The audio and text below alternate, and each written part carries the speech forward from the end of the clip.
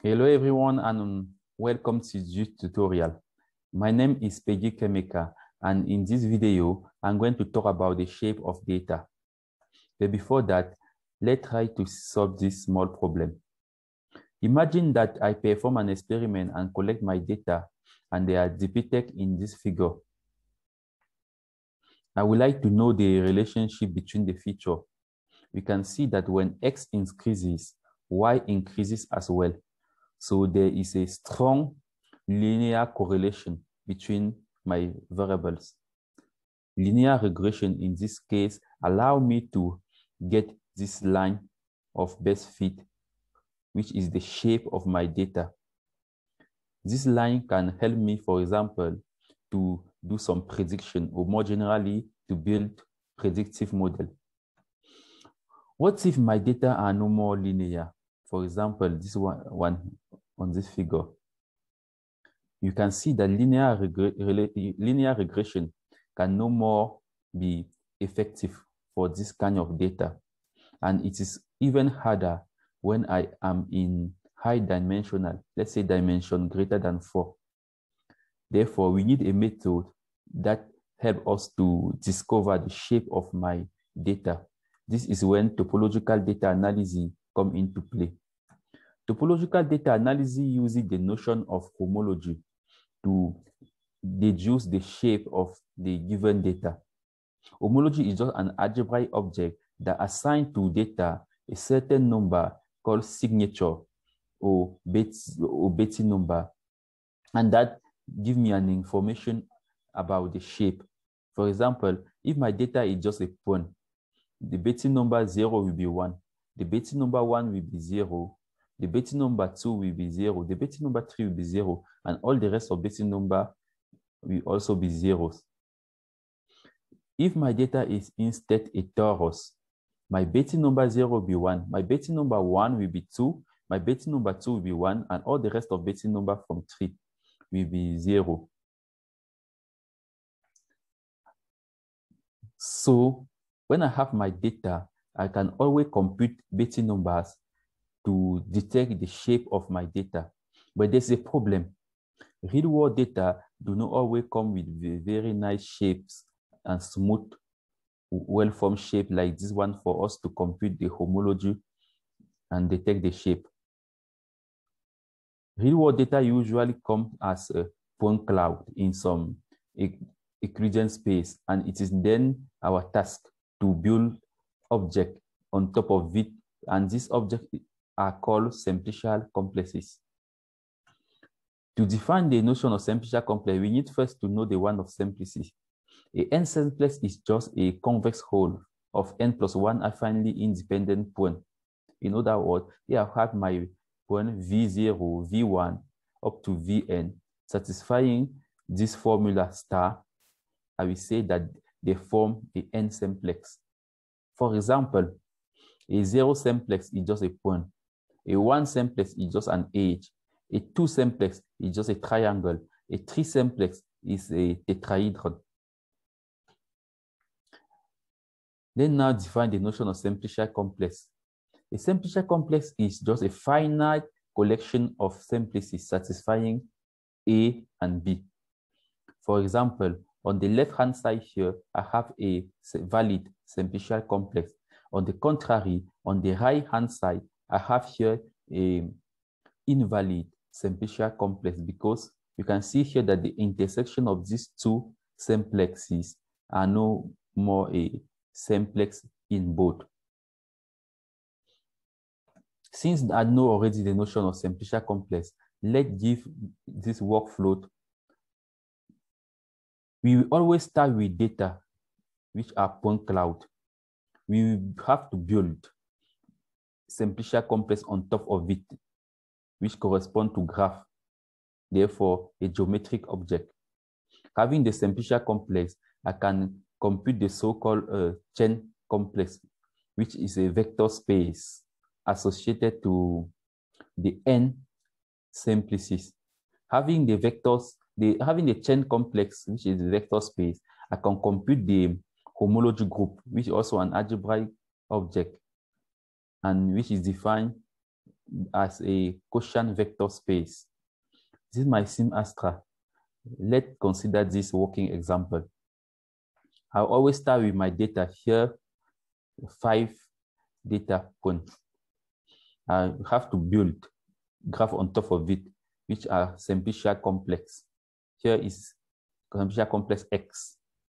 Having my simplicial complex, I can start defining the notion of a chain complex Cn of X, which correspond to the n simplices, n in 0, 1, 2, up to some natural numbers.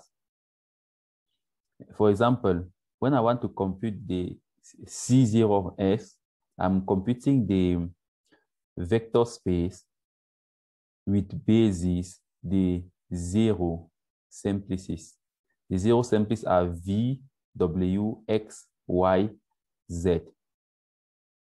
I can also compute C2 of X, which is a vector space with the basis the 2 simplices. Here I have only 1, 2 simplex K. That's why C2 of X is Z K. Z2 of K. Since I don't have any high dimensional simplices when n is greater or equal for Cn of X will be 0 when n is greater or equal 3. Let me point out that here we are working with the field of coefficient Z2 because it's more practical when we are doing topological data analysis. Having the simplicial complex, I can now compute the n homology, which correspond to the n cycle divided by the n boundaries. For example, the 1 homology is a 1 cycle divided by the 1 boundaries. Cycles here are in the sense of graph theory. So the 1 cycles here are A plus B plus C. That's why I have this. And D plus E plus F. That's why I have this second cycle.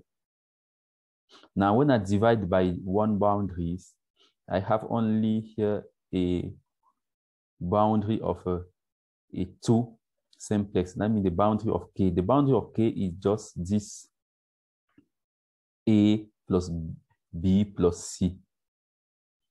Simplifying my relations, I will have D plus E plus F as the base of the first homology group. We are explaining that there is a hole here on my simplicial complex.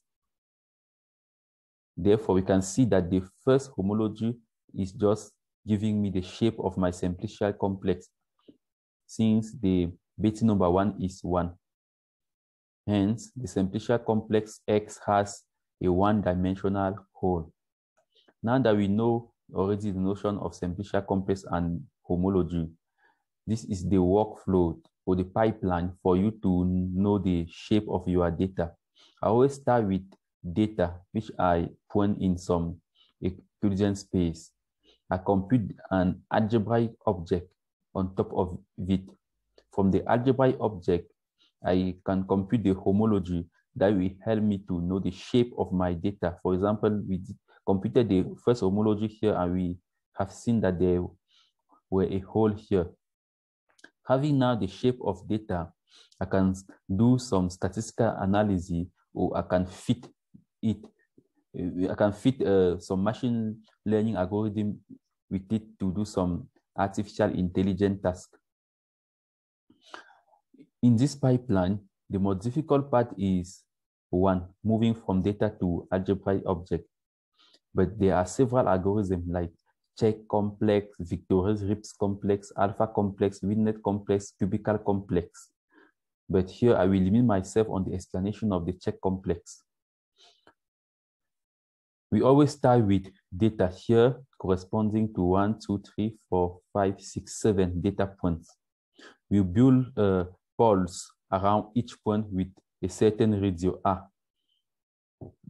When 2 balls intersect, we build a 1 simplex or an edge. When three balls intersect, we build a two-simplex. More generally, when k plus 1 balls intersect, we build a k-simplex. This is nice, but you might ask yourself, how do we choose R? In fact, we don't choose any value of radio. We consider all possible value of radia, and we keep track of the evolution of the homology associated to each simplicial complex for a given radius. That means that this pipeline was not totally correct. Let us rectify it. I start with my data, and as I am building ball around each point with a certain value of radio, I will get many algebraic objects.